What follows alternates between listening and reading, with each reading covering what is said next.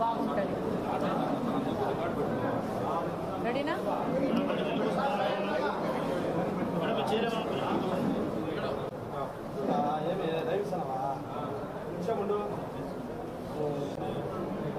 ఈరోజు కడప మున్సిపల్ కార్పొరేషన్లో చరిత్రలో మిగిలిపోతుంది. ఇదొక దుర్దినం.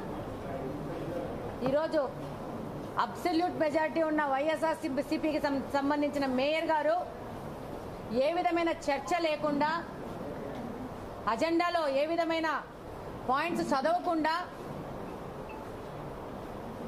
కార్పొరేటర్లకు ఏ విధమైన అవకాశం ఇవ్వకుండా, వాళ్ళ యొక్క అభిప్రాయాలను చర్చించకుండా మేమన్నీ చదివేసినాము, ఎజెండా అయిపోయింది అని చెప్పేసి ఓ 2 మాటల్లో ముగిచ్చేసి పారిపోయినాడు. ఈ భాగ్యానికి ఇంత డబ్బు ఖర్చు పెట్టి, ఈ మీటింగ్ పెట్టి, ఇంతమంది భాగస్వామ్యంతో ఇంతమందిని ఇబ్బంది పెట్టి చేయడం కంటే ఆయన ఇంట్లో లుంగి కట్టుకొని ఆయన బెడ్రూమ్లో అయిపోయింది, ఎజెండా పాస్ అయిపోయిందని చెప్పుకుంటే బ్రహ్మాండంగా ఉంటుంది. కనీసం ప్రజాధనమన్నా మనము దుర్వినియోగం కాకుండా కాపాడుకున్నట్టు అవుద్ది. అసలు ఆయన ప్రజాస్వామ్యంలో బతుకుతున్నాను, ప్రజాసేవకై వచ్చాను, ప్రజల కోసం పని చేయాలా అనే ఆలోచన లేకుండా ఒక నియంతలాగా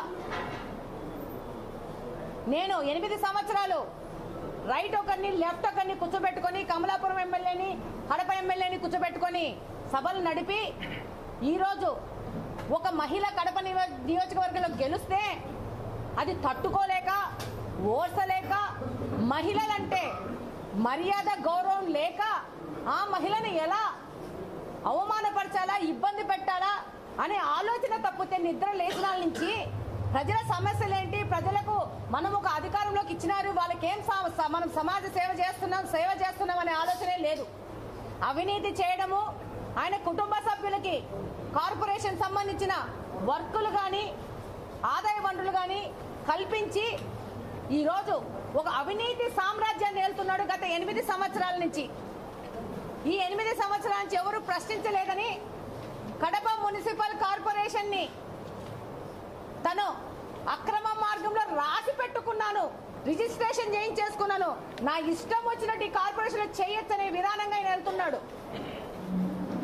కనీసం ఈయన ఇంత బుద్ధి లేకుండా ప్రవర్తిస్తా ఉంటే ఇలా పార్టీకి సంబంధించిన పెద్దలు మహిళలను గౌరవించాలా, నువ్వు ఏం బుద్ధి లేకుండా ఇట్లాంటి పనులు చేస్తానని అని గడ్డి తినిపించి బుద్ధి చెప్పాల్సిన పరిస్థితిలో వాళ్ళ పార్టీ కూడా ఏ విధమైన ఆయన మీద చర్యలు తీసుకోకుండా అచ్చోచిన ఆంబోతును వదిలినట్టు వదిలింది. ఈరోజు మహిళల మీద దాడి చేస్తూ అదే మహిళల్ని సపోర్ట్ తీసుకొని వాళ్ళకి ఏమేమి లాభాపేక్షలు చెప్పినాడో మనకు తెలియదు.